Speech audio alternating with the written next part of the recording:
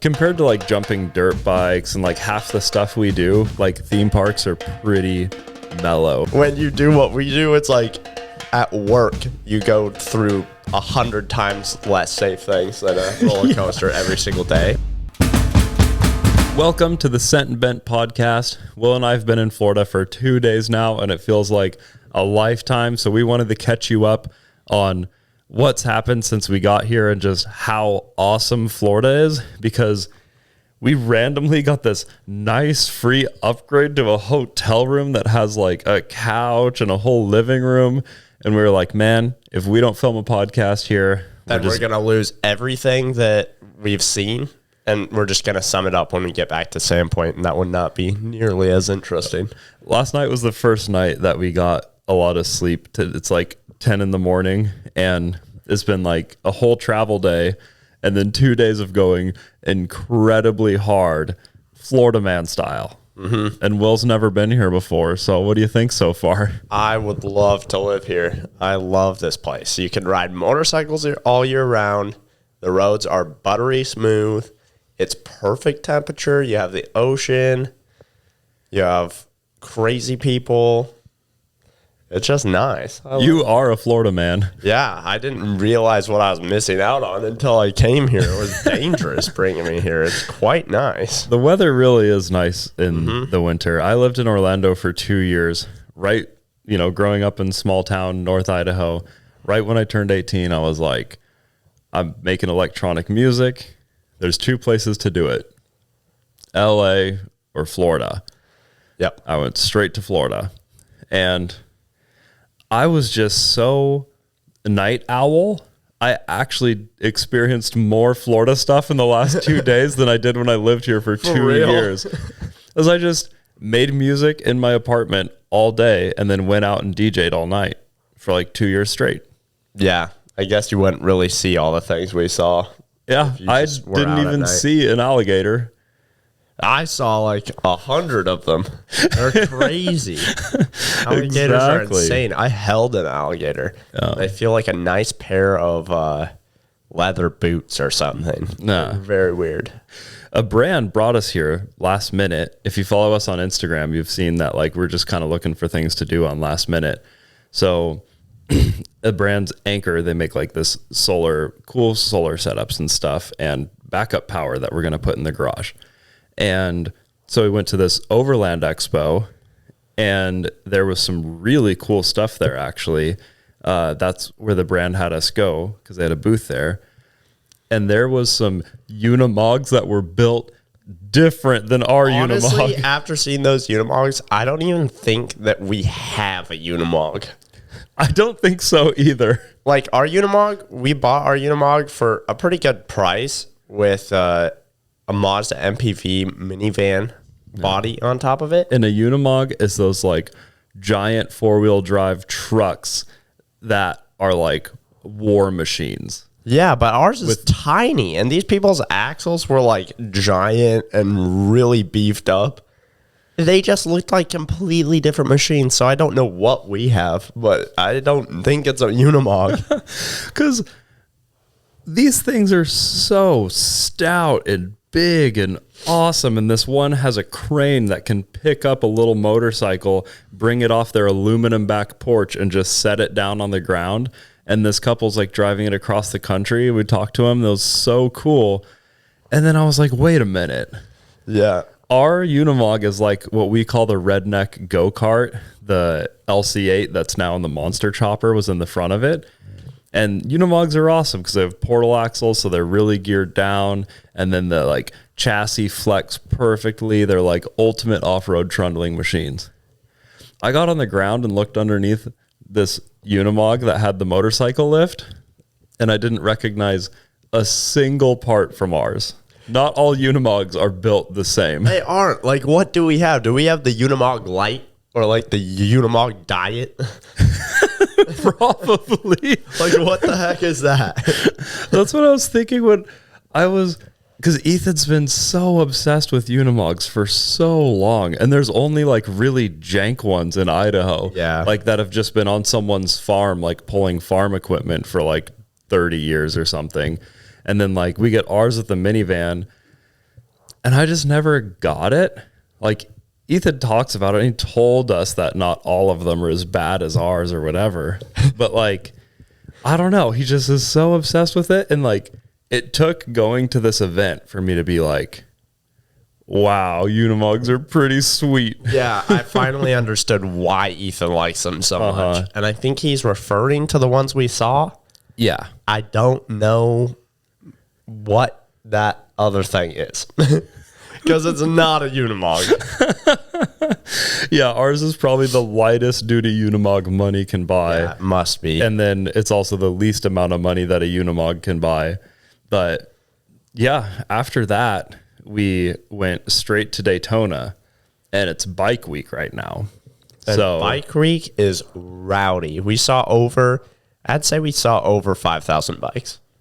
You think that's At an least. over-exaggeration? No, when we drove past the fairgrounds, it was like an entire fairgrounds just Fields of them. full of motorcycles. Yeah. So cool. No one wears their helmet here, which I don't advise.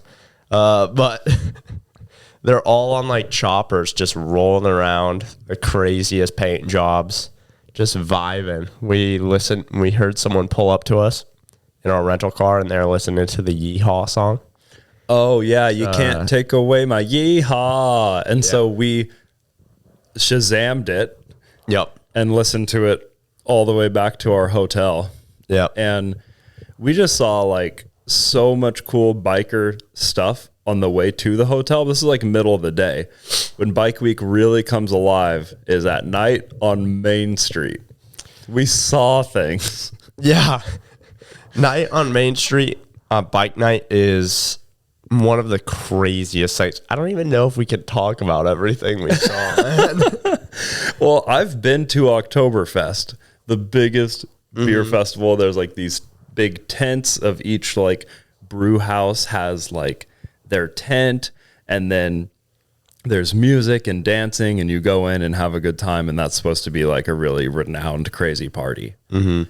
This was 100% the American Chopper Boy version of Oktoberfest, because it's just one street, and there are these big temporary bars that seem like they're only there for the event, and motorcycles are just going up and down, and cars aren't even allowed on Main Street. There's like guards on like either side, and all the roads are marked off, so just toppers are going back and forth, going in and out of the restaurants and everything. And on our way there, we just saw this 2-beam situation. Oh, the slingshot. And we're getting closer, and we're like, I think we have to do that. Yeah, it's shooting this ball of light into the sky, like up into the stars, and then back down. And we're like, what is that? So we look it up. It's called the Slingshot, and there's also a ride next to it called the Vominator. The Vomatron. The Vomatron. Yeah, but the Slingshot is the fastest slingshot in the world. Is 2 bungee cords. They like pull you down in 2 little seats kind of tethered together with a little harness bar. And then they just launch you into the sky. 390 feet into the sky. Yeah. I think you reach 0 to 100 miles an hour in 2 seconds, which is like 5 Gs. Yeah. So we were like, insane. Should we eat first? Should we not eat first? Like, I'm not afraid of roller coasters ever. Are you? No. Like, they don't even like, they don't freak me out at all. compared to like jumping dirt bikes and like half the stuff we do, like theme parks are pretty mellow. Pretty to lame, be honest. yeah. Like, if you're seeking adrenaline, like, we just get that at work, like on the daily, more than you could get at most theme parks. Yeah, because I think like someone who didn't do that wouldn't realize that that's like way safer. But then when you do what we do, it's like at work, you go through 100 times less safe things than a roller coaster every single day. Yeah, like the double cart that you just finished. Yeah. Like driving that thing together at maximum speeds down Ethan's driveway with like no safety equipment whatsoever and trees everywhere. Yeah. That's more adrenaline than you can get at a normal theme honestly, park. I think that's the first time, like in one of my projects, that I've been a little scared is when Ryan and I went out. Because I didn't know like what Ryan's skill level was, or like if he knew what that craft could do. And he really got into it, and he was like zipping down the road like at maximum speed. And I was like, oh man, if we slide out and like out of the snow and hit a tree, this would be actually bad. Yeah. Like, it was the first time I realized like, oh man, like that engine might not be held in as well as I think it is. Yeah, Or the throttle could stick, like I handcrafted Yeah. that throttle. Yeah. So all these things make that part of the adrenaline just way more intense. So we're walking up to this thing and we're like, we weren't even sure if we were going to do a video yet. 2 days before we were in Florida, we thought we weren't going to Florida. But this deal came through on the last minute, brought us out here. I still didn't believe that I was going to Florida, like until we were like on the airplane, because Edwin had been telling me for like 2 weeks. He's like, all right, we're going to Florida. All right, we're going to be going to Florida. And then like 2 days before, you were like, the deal fell through. Like, we're not going to Florida. And then the next day we were going to Florida. I was like, what is going on, man? And then we bought one-way tickets too. So we still don't know when we're going back. Yeah. And we're having a great time, and it's really bad weather back home, so we might just chill for a while. Yeah. My girlfriend keeps sending me pictures of like feet of snow on my car. I'm like, oh man, I don't want to go back there. So we're walking up to the Slingshot. As we get closer and closer, it's just looking bigger and bigger. And we're like, I mean, bike week, we can hang out with some cool other YouTubers here. Maybe we could get a video out of this. And then we're like, well, the ride might not be that crazy, but maybe it'll be entertaining for the video. And then when we get up to it, we're like, oh. It's like two little race seats, like hot glued together essentially with some harness bars. And it just, you get in it, it tilts you up. And you realize at that point that it really is just bungee cords. Yeah. Holding some seats together. Uh-huh. And launching you 390 feet in the air. It is a very interesting machine. Yeah. So we see someone do it and we're like, wow, that actually is kind of scary, I guess. But I think we both went into it like full confidence it wasn't going to be scary at all. We get strapped into this thing and like you just start to get some anxiety because you're just looking there and he keeps saying like, okay, are you ready? Are you ready? But he doesn't launch you. Yeah. Like, we're just like, yeah, like just get it over with at this point. Like, let's just go. Let's go to the moon, you know? And so we're just sitting there. And he's like, yeah, it's the fastest one in the world. And like, I didn't even know this was a thing. And there were other ones like, I don't know. There's nothing like that in Idaho. I tell you what. Yeah. And so then he's like, okay, ready? We're like, ready. And as it launches, it's probably around like 70 or 80 miles an hour where I was like, okay, it has to be done accelerating, but it perpetually accelerates more and more and more. You're going straight into the sky. This is already dark. And then at the very top, it flips around. And what I wasn't expecting is even more G-forces on the way down. It gathers more speed going back down, and it flips you upside down. And then you're looking back at the ground, which I wasn't expecting. I kind of thought it just shot you straight up and straight down. Yeah, me too. No. It like rolls around You just multiple times. ragdoll on a hamster wheel, just yaw, and we were just screaming the entire time. That's why this was the first day here. Today's the morning of day 3, and our voices still haven't recovered from just screaming our guts out on the dumb slingshot ride. And you go back and forth and spin around, and you see like the city lights, the dark sky, the city lights, the dark sky, just like a wild ride. Yeah, it is a crazy ride. So we did that. Then we went to Bike Week. And there was a lot of crazy things at Bike Week. What I was surprised is like the kind of Harley guy culture and gal was like all the stereotypes were so true at Bike Week. It made me so happy. Like we walked past this tattoo spot that had like 8 tattoo beds in it. Yeah, there's 8 people tattooing and just open doors. Yeah, and people are just and the bikers are just walking in, getting tattoos nonstop.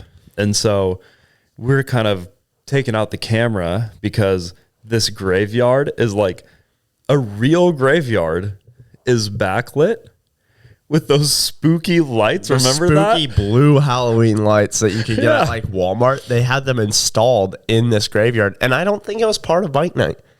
I just think it was something they do in Florida. It was Man, weird. They just like want it to look haunted or something so people don't mess with it or something. Yeah. I don't know. It looked freaky. Yeah. But so we bust out the camera because we're like, oh, we got to film this. And this man walks by with like a 2-foot tall white exotic bird on his shoulder, like a big biker beard. And he's just talking to one of his friends. And so I'm already filming. So of course I'm filming the guy with the bird on his shoulder. Yeah. And he just whips around the corner and goes straight into the tattoo shop. Yeah. Serious as ever. It looks like he's had this bird on his shoulder the whole time. He's just walking around. Yeah, he just got this Like bird on the shoulder when normal. he was a kid and just kept it. It looks like he's never lived any different life, which is hilarious. But yeah, it was all Harley people though, which I was confused about because in Idaho, like it would be all street people, like all street bikes. In Seattle, it'd be all street bikes. Here, all Harleys. I saw like 3 street bikes, and they were all Gixxers. Which, I mean, I don't know if you know what a Gixxer bro is, but they like drive around in flip-flops and t-shirts and no helmets. That's what someone who drives a Gixxer does. So it was very Florida. Yeah, I've learned a few things about stereotypes while we're here. You told me about the Gixxer bros, which I didn't know because I've never been in the road bike community. And then last night, we were just trying to get some sparkling waters at this grocery. And he was like, yeah, you got to thank the Subaru people for these granola bars. Yeah, the kind granola bars being on the shelves. And I was like, what? I thought he was trying to make some kind of Subaru joke. But then I realized that kind granola bars are like more of the Subaru community than vape jokes. Mm-hmm. Is this something you're making up, or the people agree with you? The people all agree with me. There's no way they wouldn't. If there's 2 types of stereotypes, there's like the Monster Energy and like blueberry vape guys that drive like STI hatchbacks or like STI, any kind of STI or WRX. The stereotypes are a lot more specific than I thought. So that would be like they would have like a WRX and they'd be smoking like a vape and drinking Monster. But then there's also like an outback wilderness mom who has a golden retriever. Oh, I and see. Goes to spin classes. She's going to have about 85 half off kind granola bars from Costco and like a golden retriever. So those are the 2 stereotypes. And she's going to hike and she's going to have like Patagonias and stuff like that. That would be one stereotype. Okay. And then there'd be like a BMX rider with a bike rack on the top of his Subaru, blueberry vape, and a white Monster. Those are the 2 people that drive Subarus. Okay. It's a good demographic. Those are cool people. Black ice air freshener. Yeah. Cross country skier. Speaking of spin class, Will didn't know what it was. I had to describe it to him. I literally thought spin class was a whole bunch of people in a room spinning around, like with their arms open, like wide, like, sure. I was like, wow, that is awesome.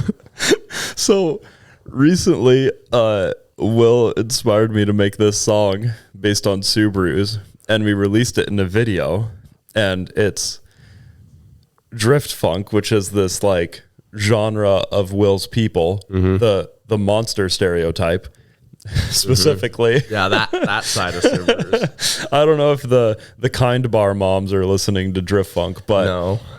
it's like atmospheric trap music with a lot of cowbells and like really fast mumbly lyrics that you can't understand.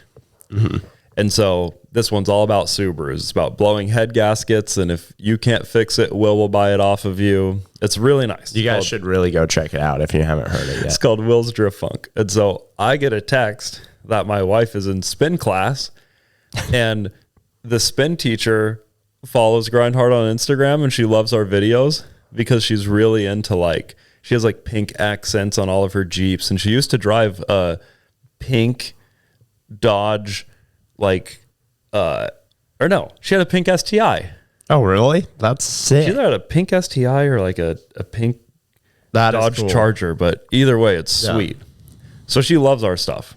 That's awesome. And so my wife texted me after spin, and she was like, they played Will's Drift Funk at spin class. And I'm like, yes, that's so cool. And I was telling Will, and he was like, oh, that's awesome. And I could tell by the way he was talking about it that he didn't understand what spin class was.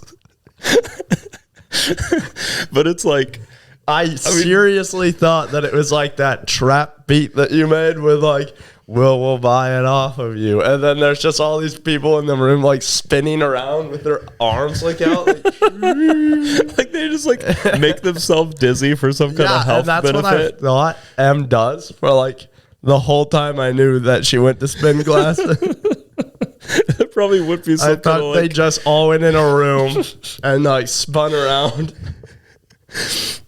What were we talking about on the way to this hotel that also like blew your mind that you had no idea what it was?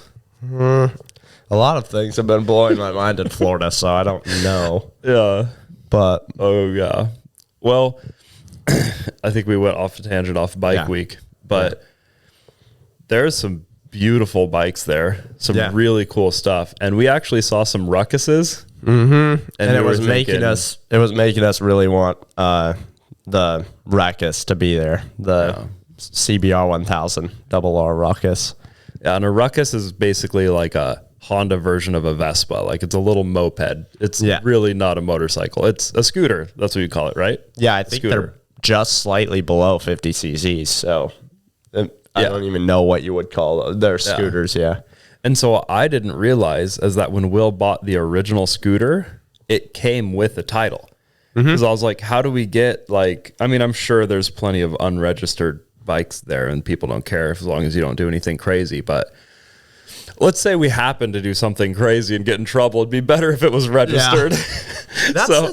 That's like the biggest thing that I realized while I was there is like, there was nothing crazy going on with the bikes. Like no one was being disrespectful or wheeling or anything. Like you would expect a lot more to be happening with a whole bunch of drunk people and high horsepower motorcycles.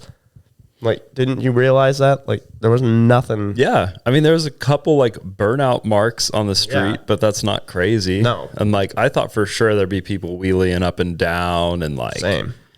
Yeah. It was pretty under control, like, as far as the on-the-street stuff goes. Like, the off-the-street stuff was a little rowdy, but still not crazy. Like, there were just, like, live bands were singing Shania Twain with, like, hundreds of people just dancing.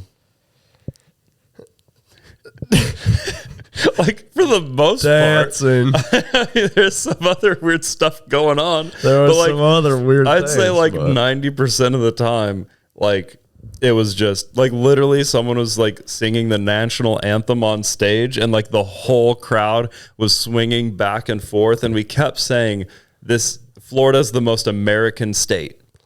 Yeah. It made me understand. We haven't met Cletus McFarland yet. We might meet him on this trip or maybe on, well, for sure when we do the Freedom 500 next month. But it made me understand his personality so much more. Yeah. Like we saw more American flags, more patriotism. A joke we made in the video was Will just was filming me and I didn't even realize really. And I was just like driving and I was like, man, we live where bald eagles go to mate, and there's like literally people come from around the world to like take boat tours on our lake to like look at the eagles. Like Will's girlfriend literally works at the place. Bald Eagle boat tour place. So it's like that's where people go to see bald eagles. And we saw more driving from this overland event to Daytona just on the back of people's jackets that I've ever seen in my entire life combined. Yeah, there's like pictures of them. It's just very like patriotic here. There was a whole store that had a giant, like it'd fill up this entire couch, how big it was. Constitution, U.S. Constitution, American flag, Statue of Liberty, bald eagle, Mustang right in the middle. Like the most American Mustang ever. Yeah, it was the the, oh man, I'll murder the name of it, but it's the Mustang you think about when you think of the one that you want. If you think of the most American Mustang, that's it. And it's like, wow, I've just never seen anything more that American before. Yeah, this place is different. That's for sure. The lawlessness and the kind of do what you want nature and like, I don't know, because Idaho's pretty much like that. Like we don't have like emission stuff or like there's a lot of public land and I don't know. There's some like very American things in Idaho, but everything's just a little more free here. Like you can drive your car and your chopper on the beach. It's awesome. There's not a lot of places in the country Florida you can do is that. like all the best pieces of Idaho plus 800 times more of that. Like it's like everything that's good about Idaho, like not really caring about smog and not really caring about the car you drive and all of that. But then it also, the police don't care what you do nearly as much like Seattle, which I really enjoy. And their roads are maintained. The roads are perfect. And it's nice and warm here. It's really nice. And we got ripped off on the way here because the car guy talked us into buying the toll pass, and we haven't gone on one toll rod. Tolls. We've driven like 700 miles in 2 days, and we haven't hit one toll road. Yeah. Yeah. And then we did a podcast. I'm not sure if it'll come before or after this, but we did a podcast with the guys who started Swamp Fest, which is the craziest Florida man party ever. And after we were done with that podcast, we were like, yeah, like we're just going to like find a hotel. Like we're just running by the edge of our seat, you know? Is that the saying? The edge of your seat? The flight of your pants? Getting pulled by the flight of your pants? Oh, man. Will and I aren't exactly wordsmiths. No, we don't smith words very well. But wait, I think you're getting a little bit ahead of yourself. At bike night, after bike night, we actually managed to find some food, which is really hard in Florida for some reason. And then we went to the Vominator, the Vomatron. Yeah, the Vomatron, which is at the same place as the Slingshot, but it goes, just spins in circles super fast. It's like a G-force simulator for space. Because like when I saw it go around, it looked like it only went around like once or twice. Yeah. How many times would you reckon it went around? Like it went around like 5 times. It switched directions and went around 5 times. Because there's this lady that like was at the booth, and we asked her, we're like, hey, you know, like, is it worth it for the shirt? Because you get like the shirt and the video of you doing it, and like it's more expensive or whatever. Like, it's a total tourist traps kind of situation. Yeah. And we learned later that privately owned theme parks are a little bit jank. Yeah, especially in Florida. And that one was down by the ocean, which, yeah, that's a good point. Like that thing's metal, and it just sits right on the ocean every single day. And there's a lot of things we didn't think about, but we were like, hey, we got to go again. Just one last boost of adrenaline before we walk back to the hotel. And she was like, we're like, should we do the other one, the Vomatron, or should we just do the Slingshot again? She's like, oh, you got to do the Vomatron because it's like you have those G-forces for longer. She was right. We were a little bit sus because it didn't look like it went that fast. But when you're on the tip of a spinny thing, it feels fast. So we're screaming. And then it's done, and we get to the bottom, and a bunch of people are pointing at the sky. And I was like, oh no, is the machine about to fall? Yeah. Like, everyone is pointing right at the machine because a SpaceX rocket was launching right behind us. With people in it. Yeah, Mission 8.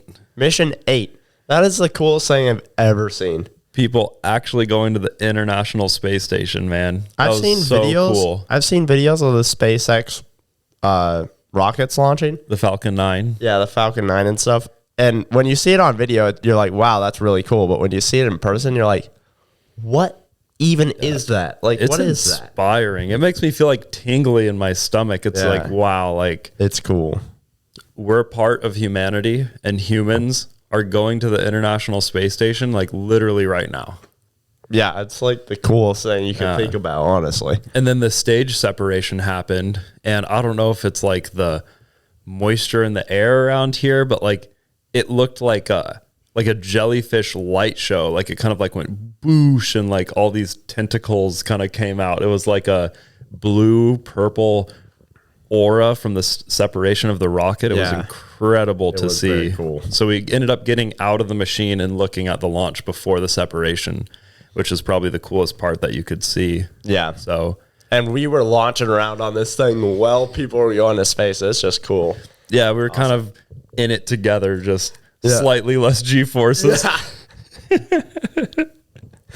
Yeah. Yeah, it was really nice. And then we walked home, and the second we got in, it was probably like a 3-hour walk. Mm-hmm. And these guys had like fishing poles, and we're like trying to walk around because like we didn't know where their lines were and stuff. Big fishing poles. I never seen a fishing pole that big in my life. And we'll ask this man, he's like, "What are you fishing for tonight?" Mm-hmm. And he was like, "Well, typically I get sharks and other things, like big fish out here." And he casts this thing out and he gets it caught in the currents, and so it brings it out like further to sea, is what he was kind of explaining. And it's a giant fishing pole, and he was literally fishing for sharks Right where we were frolicking in the water like 2 hours before. We had no idea. idea. Is like, yeah, they're very aggressive little suckers. Like they swim around the current and eat meat. And I was like, whoa, no. And this guy comes out there and catches sharks on the daily. Yeah. Florida people are built different. They're built different, man. It's just like, yep, gotta eat shark. Yeah. And from my understanding, you can't really eat that much of a shark. You can eat like the fins and stuff like that. But yeah, seems like a very interesting sport to me. I would rather just catch them and release them. Like, just so you can see them. Getting a shark on a fishing pole would be a pretty extreme. Yeah. We might need to do that next time we're here. Yeah. What we are going to do next time we're here is Trey Jones, we did the last podcast with, Gatorland, knows people that work at this place called Gatorland, which is like the biggest crocodile rescue, he said. Yeah, they have some big mammajamas there. So basically we can get behind the fence and feed them. And after the podcast, man, I wish he would have said it on the podcast, but they play this game when they're there where they stand in the dirt and draw a circle around their feet, and they throw pieces of meat into each other's circle, and it's like chicken. The last to leave their circle wins. Yeah. With a crocodile eating meat at your feet. Yeah, dude. And like, I thought when they were explaining it, like Trey was saying like how they play the game, and then he's like, yeah, these alligators, they still could really eat you. And like, I didn't like, for some reason, I thought these alligators were like trained to like not eat you or something like that. I think it's like they'll take the general impression of what Florida men have told us is they will take the easiest way to get food. Yeah. Like, so if you're not super easy to eat, you're probably fine. You're probably not going to get caught by a gator. Like yesterday, we went on a fan boat tour, and there was all these gators everywhere. And we saw a 12-foot gator, which was like the most dinosaur-looking thing ever. Yeah. It was pretty cool. And drift boats, I think you call drift boats or fan boats, they are awesome. Yeah, this was fan boats. 560 horsepower supercharged V8 pushing us around. And it was nice. Like, you just like, it's so much smoother than I could have possibly imagined. But after seeing that 12-foot guy, like after the tour, Will held a little one that they like, you know, they put a little rubber band so it can't snatch you. Yeah, but they are just the coolest things. I still was completely uninterested in picking up that thing, even with the rubber band, man. He like, it was extending his arms like he was about to do like some Naruto jump. Like when I grabbed him, he's like, boom. Yeah, man. I was like, I just don't want to mess with dinosaurs, man. Like, I'm not, you know, I'm not built for that. I wish they had like that size of alligator. I would have one if they didn't grow large. Like, That is awesome. You do want kind of every pet. You could like, if you lived here, you would end up being Tiger King. Yeah. You'd be like, I like man, him. did you know you can have lions and tigers and bears in Florida, like just in your house? It's amazing, dude. Like the Florida people just know how to live. I love it. Yeah. I mean, the weather's definitely nice, but if you came here in the summer, man, and you weren't built for it, with the humidity and the heat, it almost feels like your skin is like peeling off your body. Yeah, but it just is like... It's probably still better than the snow for you because you don't. Well, I guess you started snowboarding. I would rather like ride bikes in hell than live in the snow. Like, it is nice. Like I just want to do wheelies till the day I die, and Florida is so much more set up for that. Like I'm just not a snow sport kind of person. Like I know people are like, "Well, man, you could just go skiing and stuff." It's like not the point though. The point is it gets dark at like 2:00. Yeah, in the afternoon, and that is depressing. Like, and then like, yeah, you're skiing, but then you get done and it's like 4:00, and you're like, guess I'll go to bed. Like, yeah, that's why I always got confused on why like skiing and snowboarding ended up being such like a posh sport. yeah, Because I think when it started, it was kind of like rowdy outlaws, and certainly snowboarding was like, yeah, strap on a piece of plywood to your feet, hike up to the top of the mountain, and go bonsai whenever the waves are low. Just drive up to Tahoe and send it, you know? Like, and you can't surf. So, but what it ended up being, like all the ski towns, everything's super expensive and all this stuff. And like businessmen are traveling with their families to like go ski and like spend a bunch of money. And it's like, do you think they get there, spend like $4,000 on the weekend, and then they're just sitting there when it's dark and freezing cold at 4 o'clock? like, what am I doing here? Like we should have gone to Florida and done the Gator tour for like $20. I think the only reason it's enjoyable to people like that is like they come from the other version. Like they come from California or Florida, and they're like, wow, I really can't wait to spend a week here. That's the difference. You spend a week in somewhere cold for the experience. Wait to push myself and spend the week in a place that gets dark like the North Pole for a week and see if I can survive. It's not like, I think that's why people take vacations there. It's like a survival test. But when you live there, you just are a survivor, and I don't know if that's the same kind of vibe I'm looking for. I will say, like, now that you've been hanging around for like a couple of years, you are at least 20% happier in the summer. Yeah, I love the sun. It's so nice. And then when the snow comes on, I just go sit in my Subaru and listen to like, man, it's so cold outside.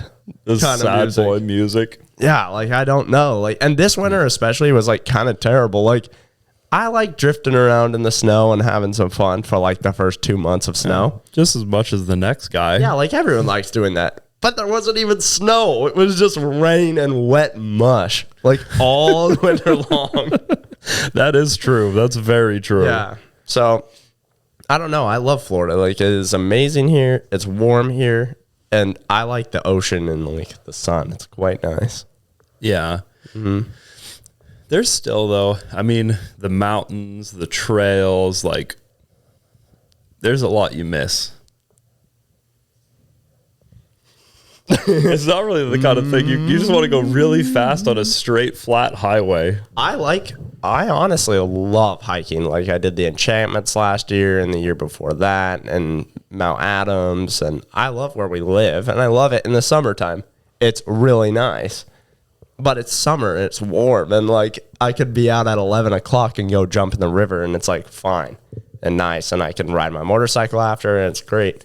But later in my life I might turn into like, what do they call that? A summer eagle or something. People only live in Idaho like when it's nice, and then they leave Idaho for survival season. A summer eagle? Yeah. Like yeah, there is spread my wings while I'm in Idaho in the summertime, and then I just go to Florida in the wintertime. This is called I live in Idaho seasonally. Yeah, A seasonal dweller. Yeah, a lot of people, even on Ethan's road, either have places or rent places in Mexico every winter. Because Ethan's road does hit different most winters. Yeah. Like, if you're not young and, like, able to trundle through a foot of snow, if your car gets stuck to get home, you might just not get home. Yeah. There's a lot of people who park, like, miles away from their houses and snowmobile and stuff up. Winter bird? Summer eagle. There's a name for this, and it's like expat, as if you were like to say move to Costa Rica when you retire because you like don't want the snow. Yeah. But man, there is definitely a name. You're on it.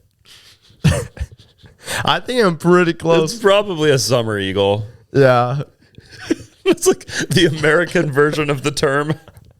You just made it more American. Yeah.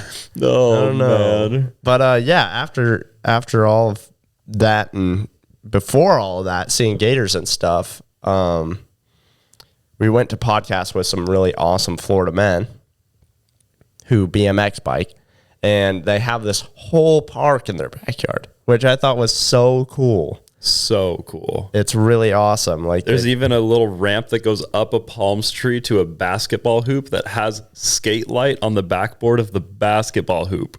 Yeah, and I forget who was telling me, but one of them did that you're talking about on the basketball hoop, and his bike got caught in the netting, and he ate shit, dude. Oh, man. They were explaining it to me while you were saying on the podcast. I was like, if you guys see a picture of this, it's pretty gnarly. Oh, there's a picture?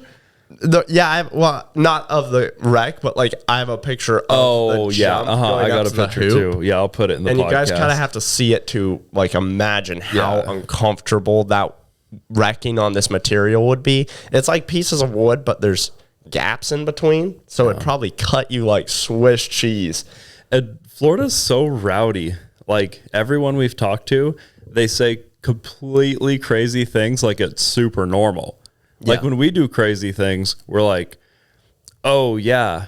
Like at Mountain Mafia, this off-road event, Ethan jumped the Colonel, our, like, four-wheel drive Power Wheels, 100 horsepower KTM twin. Mm-hmm. He jumped at, like, 65 feet or something. Yeah. I don't think I'm even over-exaggerating one bit. It was probably more, but Ethan underestimates because he, you know, he doesn't want to put numbers out there that aren't real. He doesn't exaggerate his stories. He unders it to be sure that it's correct. Yeah.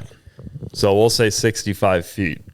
It was probably closer to like 70, but anyways, he jumps it and we're like, wow, that's crazy. And people at the event come up to him and they're like, that was insane. Like, you jumped as far as the monster trucks jumped with like roll cages and harnesses, you know, and he just goes yoink like it's nothing. So everyone's like, wow, that's crazy. I feel like if you did that here, people would be like, somebody doing something. Yeah. That's how crazy it is in Florida. I think they just see like a GTA 5 level of craziness every single day. That they're like numb to it, you know? Yeah, they're like, oh yeah, like this time, like my friend got chased by an alligator, like no big deal. If you just like look at them big, they'll go away. Yeah, like people surf with sharks here, like on the daily. Yeah, Dave was showing us this video of just paddled out with sharks. That's where he surfs every day. And he's like, yeah, I haven't been bitten yet, but I'm going to one of these days. Like, it's just a matter of time. Yeah, Dave was... New Smyrna Beach. Yeah, New Smyrna Beach. Dave was showing me a picture of this woman that he filmed. And he's like, haha, look at her, man. She's running from a shark. And there is like a big shark, like... I don't know what to show you that would be like as big as this piece of the couch. Really? Like 10 feet? Like a 10-foot shark chasing this woman. And he's like, yeah, they're really small. They don't really like to bite unless they feel infringed on. Like if you infringe on their space. And then he proceeds to tell me that like sometimes he'll jump off his surfboard onto a shark. Like, isn't that infringing on their space? Like, how do you not get bit, bro? I don't know, man. Just It's crazy. the closer an animal looks like a dinosaur, the least I want to touch it. Yeah, and Like- sharks are actually dinosaurs. I They've feel been like I'd around want to touch a forever. black bear before I touch a shark or a crocodile. Yeah, they're slithery little things. Like, they slither so fast. And like a black bear might like mess you up, but like I just don't want to get eaten. yeah, and those things really want to eat you. Like, a bear might just maul you and like kill you because you're being annoying to it, but like a shark wants to eat you. Like, it comes up and eats you. Like when we were at the crocodile place, Dave was like, yeah, they wouldn't like eat you, but they do the death spiral. So they latch onto you and then they spin and break your breaks bones. your arms. So he's like, yeah, like it'd rip your arm off, but you wouldn't die. I'm like, oh, well, I don't that's think nice. I I would guess it's ever. casual, so I'd swim with one. And people do. Like, I think Dave was telling me that he swims across this like big, dark, murky river in the woods to get to a rope swing. And he's like, yeah, when you're swimming across the river, you just really think maybe today's the day that I get grasped by an alligator from below, because they just sit in the mud and they can sit down there for hours. And so they said that they just throw sticks in the water before they swim across. And they're like, yeah, you're hoping that the alligator goes for the stick and not for you before you get to the rope swing. Like, I wouldn't even want to swing off a rope swing into murky water in the woods here. Yeah. That sounds very dangerous. It's like if there was like a bunch of like dead, dry grass and you're like, strong likelihood there's a bear under that grass, but I'm going to go jump into it. Yeah. That's what that is like. Like, that would be like us seeing a cave in Idaho with like bear poop on the outside and like Yeah, like we'll go in bear the cave. prints on the inside and being like, all right, we're going to go cave exploring, bro. Like, you don't do that in Idaho, but these people like do that here. They just swim with alligators. Absolutely. And we still have a lot more to go through.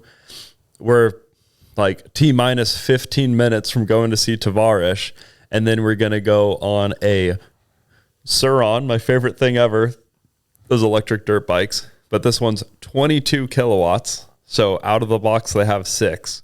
And these guys rigged it up with the skis so you could go pond skimming. So that's what we're going to do today. We got to go do it. But thanks for listening to the Scent and Vent podcast. It's available wherever you listen to podcasts. And it's going pretty hard on Spotify right now, guys. So thanks for all the ratings that you gave. If I didn't respond to your voice message, I think I responded to them all.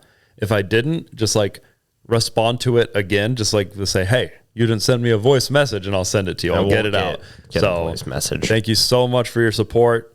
None of this would be possible without you guys. See you next week. See ya.